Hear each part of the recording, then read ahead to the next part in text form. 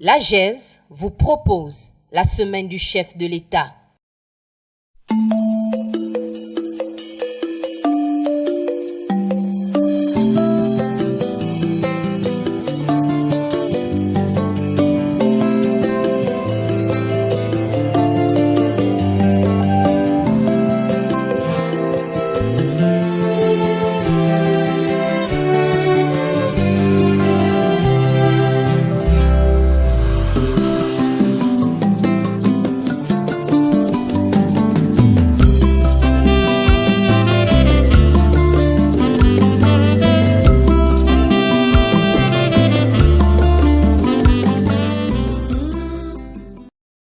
Visite de travail du président centrafricain à son homologue Ali Bongo Ondimba. À son arrivée au palais Rénovation du bord de mer, le président de la République centrafricaine, Faustin Archange Touadéra, a été fraîchement accueilli par le chef de l'État. Une accolade fraternelle entre les deux chefs d'État en signe d'excellence entre Libreville et Bangui. Vous savez que la République centrafricaine et le Gabon entretiennent de bonnes relations, des relations de fraternité. Et comme vous le savez, le président Ali Bongo est le président de la CEAC, qui est notre organisation. Et il y a beaucoup de points sur lesquels nous devions échanger. Cette visite de travail de quelques heures intervient dans le cadre d'un rapport sur la situation que traverse la RCA. La République centrafricaine a connu un retour effectif à l'ordre constitutionnel. En revanche, de nombreux challenges restent à relever. Aujourd'hui, la République centrafricaine, comme vous le savez, depuis 2013 a traversé un moment difficile de son histoire. Et il y a eu le retour à l'ordre constitutionnel où nous avons été élus président de la République. Aujourd'hui, il y a eu des avancées, beaucoup d'avancées dans différents domaines, mais il y a encore des défis. Et parmi ces défis, il y a les questions sécuritaires sur lesquelles nous travaillons, la restructuration de nos forces de défense et de sécurité, il y a les problèmes de développement et il y a des questions humanitaires, des urgences humanitaires sur lesquelles nous travaillons. Le pays s'est remis sur les rails. Des fonds permettant de matérialiser le plan de maintien de la paix ont été obtenus. Nous pensons qu'aujourd'hui, nous avons déjà une bonne stratégie, le RCPCA, qui est le plan de relèvement et consolidation de la paix. On a pu mobiliser il y a un an des ressources au niveau de Bruxelles et sur ça, nous travaillons et je pense que nous sommes en train de mettre en œuvre ce plan. Ce pays, au cœur de l'Afrique centrale, consulte régulièrement ses pays frères de la sous-région pour le soutenir dans sa reconstruction. Située à 350 km des côtes gabonaises, la République démocratique de Sao Tomé et Principe reçoit le président en exercice de la CEAC. Le chef de l'État Ali Bongo Ondimba est accueilli par son homologue sao-toméen Evaristo Carvalho.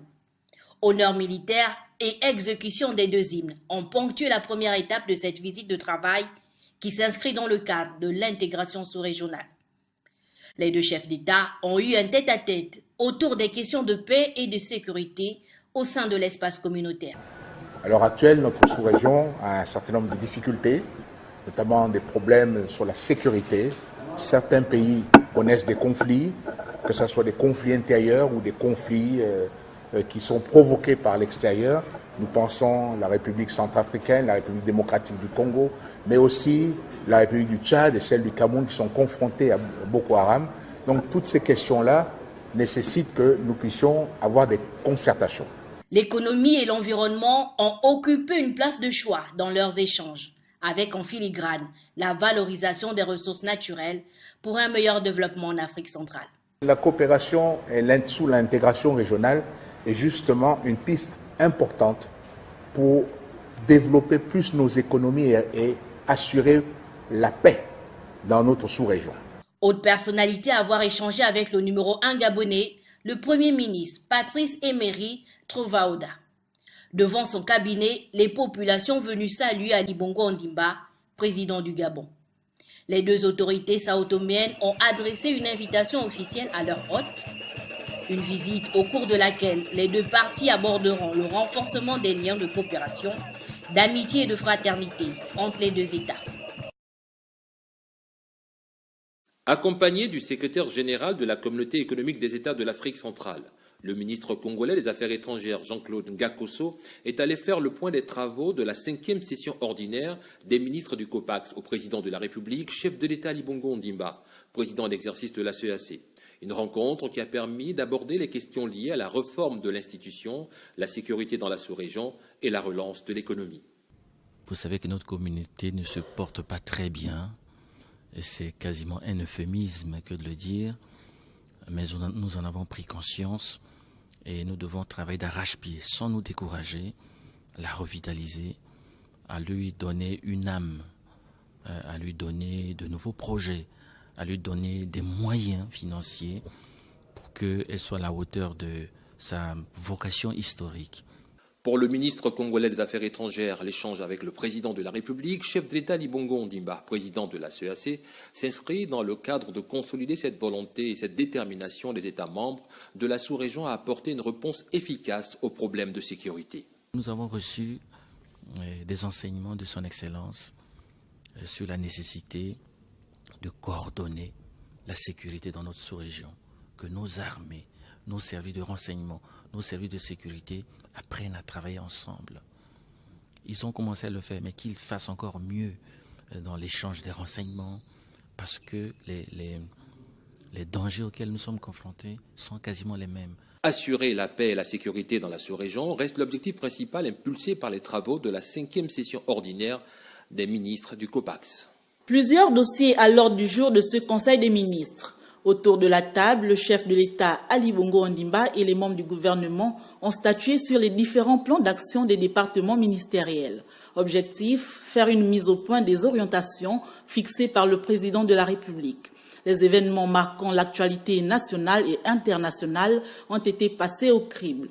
Le Conseil des ministres est revenu sur les différentes visites du numéro 1 gabonais, président en exercice de la CEAC dans les pays de la sous-région Afrique centrale, ainsi que sa participation dans les prochains jours au sommet Alliance solaire internationale qui aura lieu à New Delhi en Inde. Les questions politiques, économiques et sociales ont également focalisé les débats au cours desquels l'épineux problème d'eau et d'électricité a été évoqué avec comme principal point la production, le transport et la distribution de ces éléments sociaux de base en République gabonaise.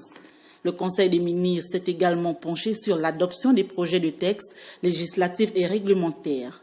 Lesquels projets ont concerné, entre autres, départements ministériels, ceux des infrastructures, de la santé, de l'habitat, de l'économie, etc. Le communiqué final sanctionnant les dits travaux apportera plus de précisions sur cette réunion de l'exécutif. J'annonce un vaste plan de rénovation des écoles primaires sur l'ensemble du territoire. Un projet qui vise une véritable remise à neuf des établissements avec des travaux qui seront réalisés sur les aspects aussi bien esthétiques que pratiques et sécuritaires. Ces promesses avaient été annoncées le 31 décembre 2017. À la fin du premier trimestre 2018, aucun nombre d'un bâtiment n'est visible ou autres travaux de réhabilitation exécutés. Fort de ce constat négatif, Ali Bongo Ondimba est monté au créneau en tapant du poing sur la table. Et je suis au regret de constater, non seulement que ce n'a pas été fait, mais qu'en plus, nous avons un certain nombre d'écoles dans ce pays qui n'ont de nom que école, mais qui ne ressemblent à rien du tout à des écoles. Et que nous pourrions qualifier certaines de porcheuses.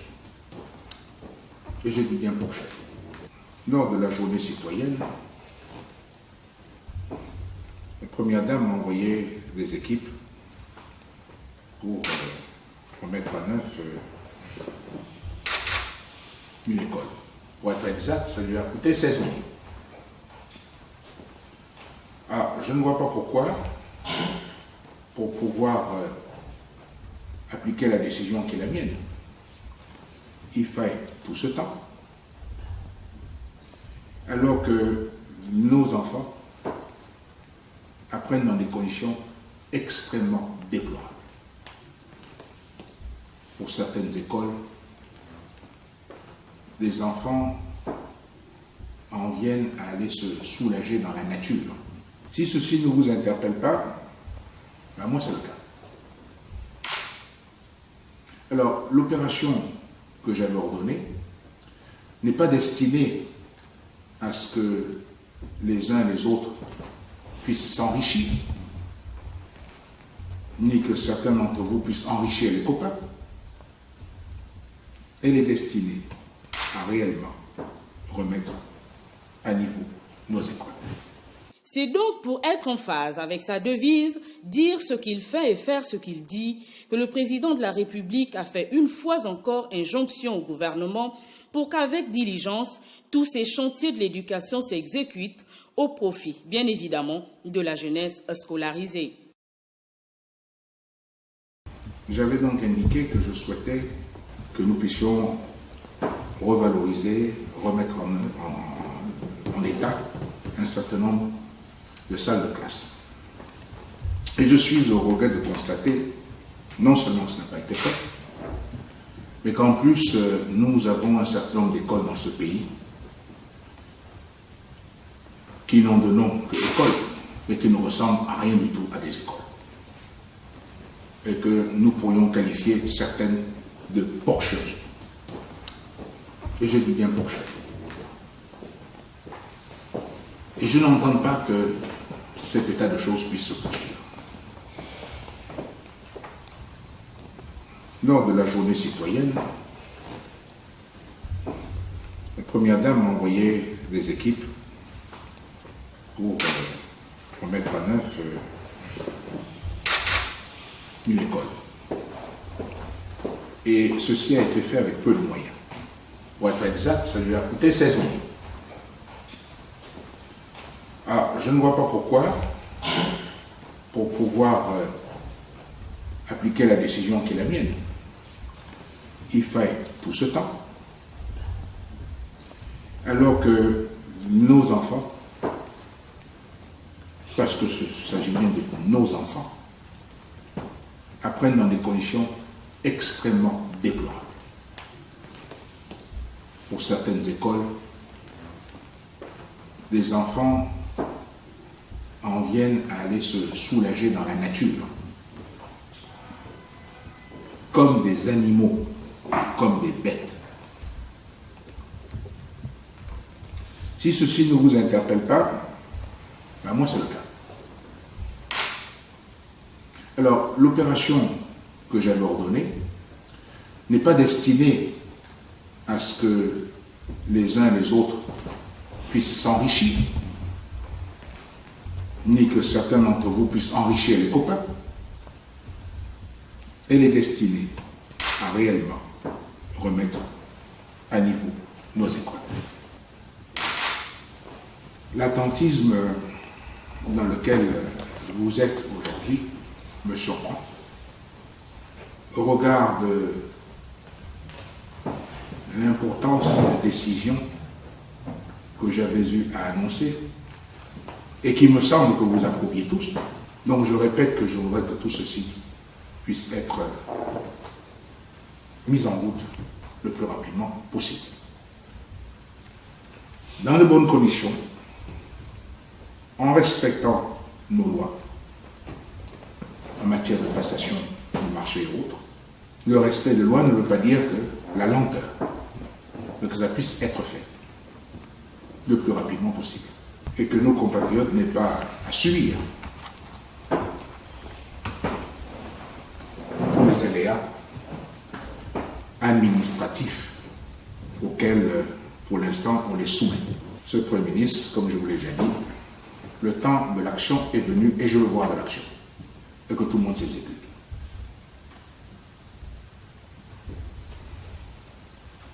Merci. C'est sur invitation de son homologue Muhammadu Buhari que le président de la République, chef de l'État Ali Bongo Ondimba, en sa qualité de président de la Communauté économique des États de l'Afrique centrale et président du comité des chefs d'État et de gouvernement africains sur les changements climatiques, est arrivé à Abuja au Nigeria, où il a pris part à la conférence internationale sur le lac Tchad. Une présence qui demande son engagement à renforcer la stabilité dans la sous-région et à faire avancer la restauration de l'écosystème du bassin du lac Tchad. Les défis posés par le sauvetage du lac Tchad sont d'abord environnementaux, mais pas seulement. L'assèchement du lac et l'exploitation abusive des ressources en eau, en terre, soulèvent des problématiques de paix et de migration.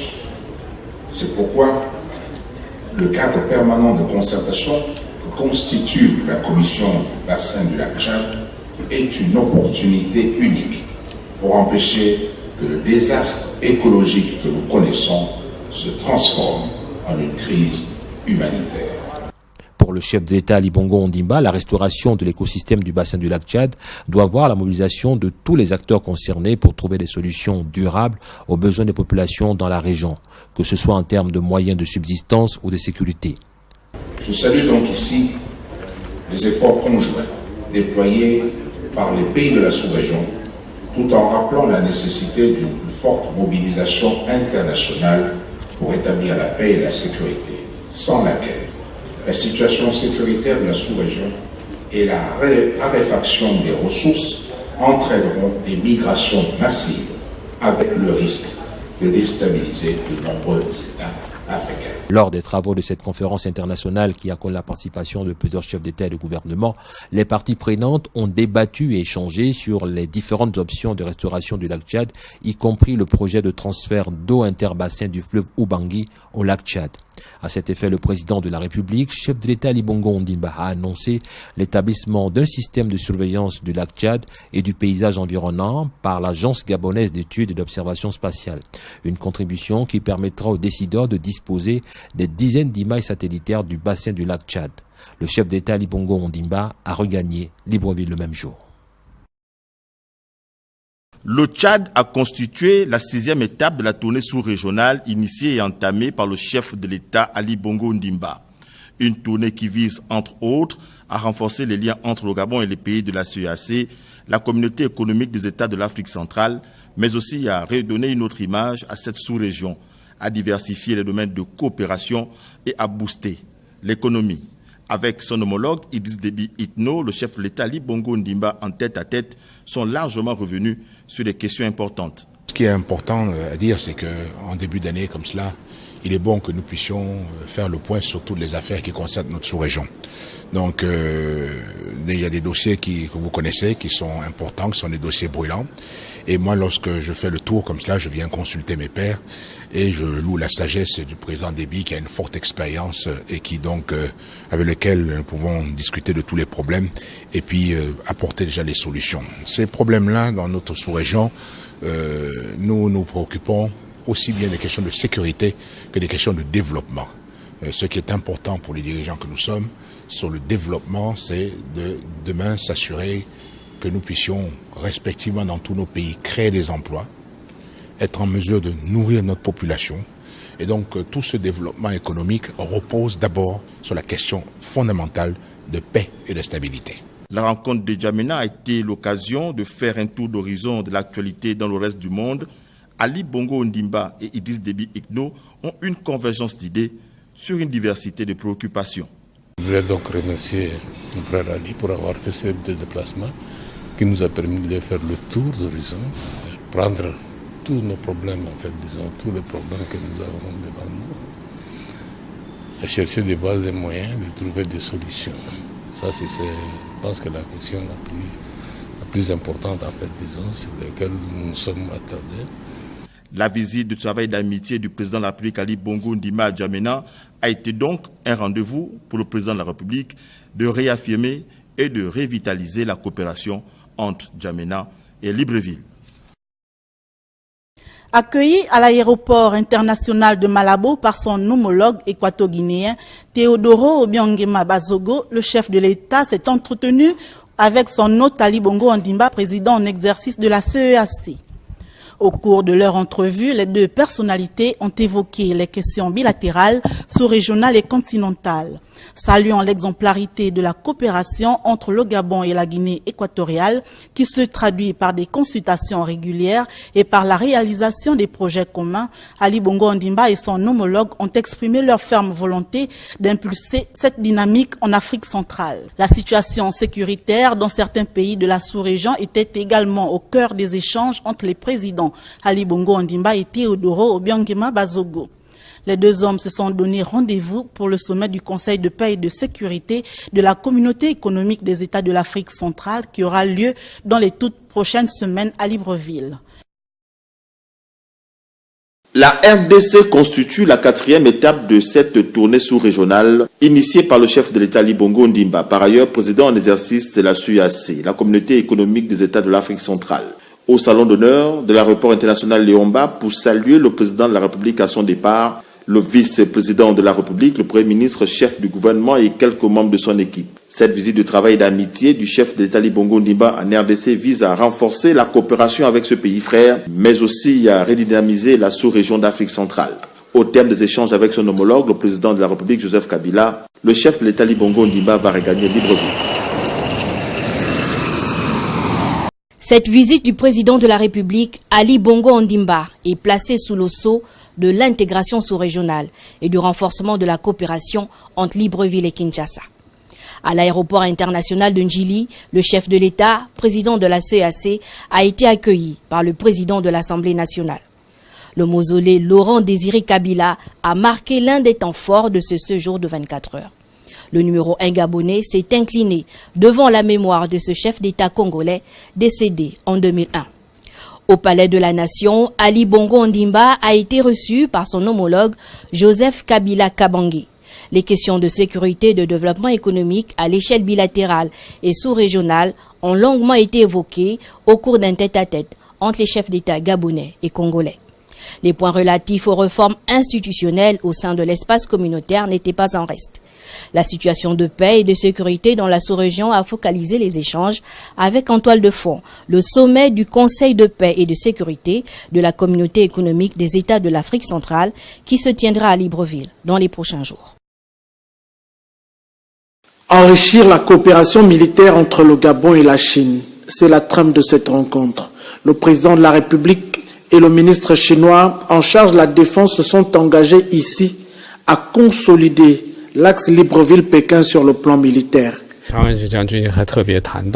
Général Chang Wan-chuan a souligné que l'amitié étroite qui relie les deux peuples, les deux armées, ont été baptisées depuis sa naissance par les anciens dirigeants de l'État, y compris le président Omar Bongo, et développées davantage par les dirigeants de l'État actuel, qui veut dire président Xi Jinping et président Ali Bongo. Général Chang Wan-chuan et son Excellence Monsieur le Président Ali Bongo ont tous exprimé la volonté de raffermir notre lien de coopération dans le domaine militaire et d'intensifier nos échanges dans tous les domaines de la défense pour que notre coopération militaire enrichit et développer davantage le partenariat global entre la Chine et le Gabon.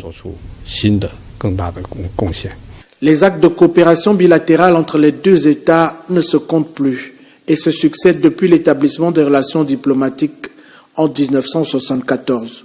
Une coopération fondée sur la dynamique gagnant-gagnant. Plusieurs officiers chinois de haut rang accompagnent le général Chang Wan-chuan dans cette mission en terre gabonaise. Kigali, capitale du Rwanda, s'apprête à recevoir le président de la République. Un énième séjour d'Ali Bongo Ondimba sur cette terre hospitalière. En visite de travail et d'amitié, Ali Bongo Ondimba, président en exercice de la CEAC, et son homologue Paul Kagame, président en exercice de l'Union africaine, traiteront sans aucun doute des questions d'intérêt commun. L'Afrique en général et notre sous-région d'Afrique centrale en particulier en proie à des maux de tous ordres. Aussi, paix, sécurité et développement vont-ils focaliser les débats entre les deux hommes d'État. Au-delà de ces sujets communautaires, Ali Bongo Ondimba et Paul Kagame débattront des relations bilatérales entre le Gabon et le Rwanda. Des relations politiques et diplomatiques datant de 1976 et qui se renforceront chaque jour davantage. Le président de la République s'est envolé ce matin pour Kigali. À l'aéroport international Léomba, Ali Bongo Ondimba a été salué par les membres du gouvernement et s'est plié au rituel républicain. Dans la capitale rwandaise, le chef de l'État échangera avec son homologue rwandais autour des questions de paix et de sécurité en Afrique. La situation dans les Grands Lacs focalisera les débats entre les deux hommes d'État. Le président en exercice de la CEAC, Ali Bongo Ondimba, et celui en exercice de l'Union africaine, Paul Kagame, évoqueront également les mécanismes qui participent au développement du continent. La coopération bilatérale entre le Gabon et le pays des 1000 collines, vieille de 4 décennies, sera également au programme de cette visite de 24 heures. Arrivée du président de la République à l'aéroport international de Kigali. À sa descente d'avion, Ali Bongo Ondimba est accueilli par le ministre rwandais des Affaires étrangères. Direction palais présidentiel où l'attendait son homologue Paul Kagame. En tête-à-tête, les deux hommes d'État ont discuté des questions diverses certes, mais en axant plus leurs échanges sur la paix, l'immigration, l'économie et la politique. Le terrorisme en Afrique en général et dans notre sous-région d'Afrique centrale en particulier a également figuré en bonne place des échanges. De même que la mise en œuvre des dispositions prises par nos pays pour accélérer le processus d'intégration économique. Entretenant déjà les relations privilégiées et partageant une même vision commune de développement de leurs États respectifs, Ali Bongo Ondimba et Paul Kagame ont saisi l'occasion de leur discussion pour redéfinir le cadre du renforcement de la coopération entre le Gabon et le Rwanda. Il s'est d'abord agi dans un premier temps d'évoquer les relations bilatérales que vous savez être excellentes et très bonnes entre le Gabon et le Rwanda. Ensuite, les deux chefs d'État ont fait le tour d'horizon de la situation de la sous-région sur les questions de paix et de sécurité pour avoir un échange sur les défis auxquels la région de l'Afrique centrale est confrontée sur ces questions de paix et de sécurité. Dans un troisième temps, les deux chefs d'État ont bien sûr échangé sur la nécessité de renforcer l'intégration sous-régionale en Afrique centrale, les initiatives qui sont souhaitables pour renforcer cette intégration qui passe bien sûr par des projets communautaires, des projets sous-régionaux pour créer une nouvelle dynamique d'intégration sous-régionale. Notons qu'après le Rwanda, le chef de l'État, par ailleurs président en exercice de la CEAC, se rendra tour à tour en Angola, au Congo-Brazzaville et en République démocratique du Congo dans le cadre d'une tournée africaine pour des consultations avec ses pairs de la sous-région. Au cours de cette visite de travail et d'amitié, au menu l'intégration sous-régionale, la sécurité, le terrorisme et d'autres sujets internationaux d'intérêt commun. Le Gabon, par la voix de son président de la République, par ailleurs président en exercice de la CEAC, souhaite davantage développer et raffermir les relations d'amitié, de fraternité et de coopération multiforme et multisectorielle avec les pays d'Afrique centrale. Il faut savoir que l'Angola et le Gabon entretiennent des relations très anciennes. Le Gabon a été toujours à côté du peuple angolais, même pendant la période de la guerre. Et que le fait que le président soit présent donc à Luanda à quelques mois après qu'il soit passé est un signe du témoignage donc des bonnes relations qui existent entre l'Angola et le Gabon. Le Gabon et l'Angola sont deux pays producteurs de l'or noir. Avec la chute du prix du baril, les deux États ont su réorganiser et réadapter leurs économies. Le sujet sera aussi à l'ordre du jour. Je pense que de plus en plus, les relations devraient également se matérialiser par une coopération économique. Comme vous le savez, les deux pays, l'Angola et le Gabon, appartiennent à un espace commun qui est celui de la CEAC. Et le chef d'État, en tant que président en exercice de la CEAC, va se rendre donc à Luanda pour rencontrer donc son homologue et discuter justement des questions d'intérêt commun de la sous-région. Dans le cadre de cette tournée sous-régionale, bien avant l'étape de Luanda, le chef de l'État Ali Bongo Ondimba s'est rendu à Kigali, au Rwanda. Après un accueil chaleureux à son... J'annonce un vaste plan de rénovation des écoles primaires sur l'ensemble du territoire. Un projet qui vise une véritable remise à neuf des établissements avec des travaux qui seront réalisés sur les aspects aussi bien esthétiques que pratiques et sécuritaires. Ces promesses avaient été annoncées le 31 décembre 2017. À la fin du premier trimestre 2018, aucun nombre d'un bâtiment n'est visible ou autres travaux de réhabilitation exécutés. Fort de ce constat négatif, Ali Bongo Ondimba est monté au créneau en tapant du poing sur la table. Et je suis au regret de constater, non seulement que ça n'a pas été fait, mais qu'en plus, nous avons un certain nombre d'écoles dans ce pays qui n'ont de nom que école, mais qui ne ressemblent à rien du tout à des écoles. Et que nous pourrions qualifier certaines de porcheries. Et je dis bien porcheries. Lors de la journée citoyenne, la première dame m'a envoyé des équipes pour remettre à neuf une école. Pour être exact, ça lui a coûté 16 000. Alors, je ne vois pas pourquoi pour pouvoir appliquer la décision qui est la mienne, il faille tout ce temps, alors que nos enfants apprennent dans des conditions extrêmement déplorables. Pour certaines écoles, les enfants en viennent à aller se soulager dans la nature. Si ceci ne vous interpelle pas, ben moi c'est le cas.